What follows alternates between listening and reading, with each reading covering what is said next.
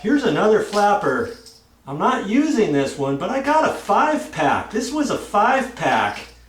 And I replaced a couple of these from before on some other toilets. So I thought, you know what? I'll get a 5-pack because, you know, at the store I was looking at these individual and they were like $4 or $5 and a 5-pack was $7 or $8. It just didn't make sense.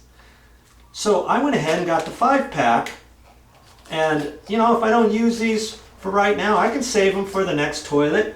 Or if somebody needs me to help them, I can give them a little flapper for their toilet, you know? So look around when you're at the hardware store. Sometimes it might be cheaper to buy 5 than it is to buy 2.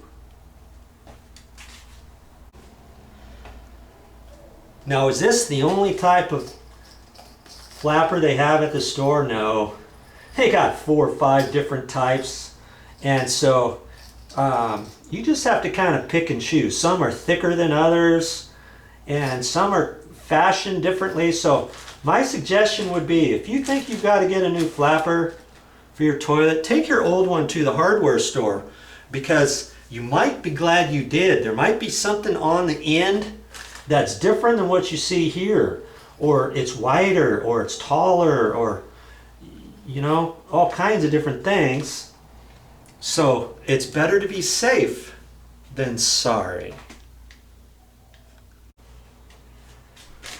Now I'm glad that little project's over with. It didn't really take very long to fix this too. If you're doing yourself a favor by saving that water, not wasting all that water going right down the drain,